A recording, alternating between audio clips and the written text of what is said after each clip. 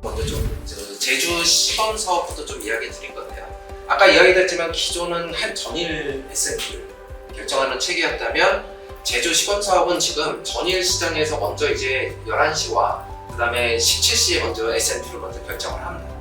그런 후에 당일날 됐을 때 발전계획의 연속성으로 실시간 시장을 96회로 더 해서 그 시간에서 보정을 하는 거예요. 그럼으로써 이제 그 15분 단위로 계획도 세분화하고 그리고 기상 정보나 이런 걸 토대로 앞으로 지금 시간이 예측한 것보다 바뀌었어라 그러면 다시 거기서 입차를 바꿔가지고 가격을 조정해서 다른 발전기들이 그때 들어올 수 있도록 해줌으로써 정확도로 향상을 시키는 방향을 가져간 다음에 거기서 하루 전 계약량하고 당일 변동량을 토대로 이중 정산을 하는, 그러니까 S&P가 이제 두 개가 생기는 거예요. S&P 전일, S&P 실시간 두 가지가 생겨서 그걸 가지고 이제 계약을 하게 되는 구조가 됩니다. 그래서 참여 대상은 급정 가능한 재생에너지들은 모두 참여를 해야 되는 거고요.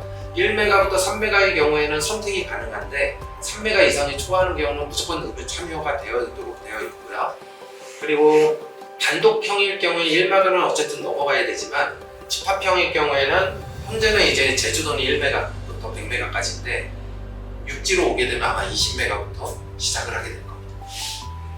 그래서 단독형은 발전사업자한테 그냥 급전 지시하면 출력 조정하고 이제를 하는 건데 집합형일 경우에는 중개사업자를 토대로 이제 제어를 하는 시스템이 되게 됩니다. 그래서 저희가 이제 이 단독형도 저희가 할 수 있겠지만 저희는 이제 집합형의 어떠한 사업을 우리가 끌고 가기 위해서 이번에 이제 시장에 참여해 보려고 하고 있고요. 그래서 여기가 지금 재밌는 게 재생에너지도 그럼 가격을 제시를 합니까 하는데 얘는 가격과 용량을 10단계로 제시는 하는데 가격이 마이너스 가격이에요. 그래서 S&P에서 내가 이보다 더 싸게 공급하겠습니다. 그런 일이 생기면 더 싸집니다라는 걸로 하게 돼 있습니다. 그래서 입찰 상한가는 0원, 최대가 0원이고요. 하한가는 마이너스 2개월 전 현물가의 평균 가격의 2.5로 해서 입찰하게 돼 있습니다.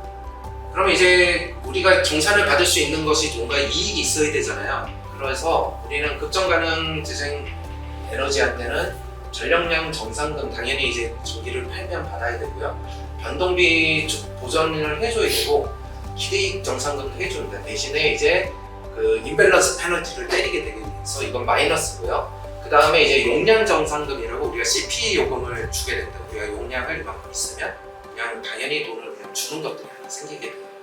그래서 원래 이제 전력량 정산금은 S&P로 이제 이루어지는 거라면 그게 이제 실시간까지 하면서 이중 정산을 하게 되는 것이고 부가전산금은 우리가 변동비, 기대이익 정산금을 가지고 하는 건데 우리가 이만큼 팔기로 했는데 덜 팔았을 때와 더 팔았을 때가 문제잖아요.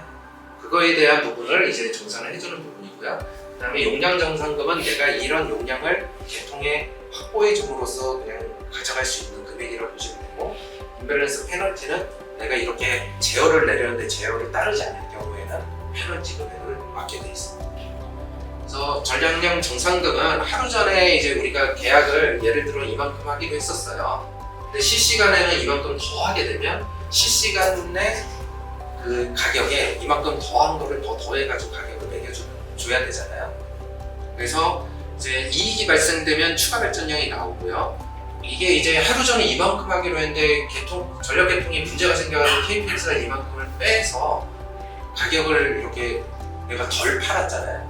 그랬을 경우에는 그 시간에 S&P를 빼서 요 면적만큼을 이제 발전량 내가 팔 수 있는 가격으로 가져간다고 보시면 돼요. 부가정산금은 이제 급전을 더 했을 때 덜 했을 때 변동비를 보전해주는 부분이라서 이 부분은 일단 그 출력 변경으로 인해서 내가 이만큼 더 팔 수 있었던 거나 아니면 그걸 토대로 손해를 보는 거에 대해서는 정산해 주겠다는 뜻이에요.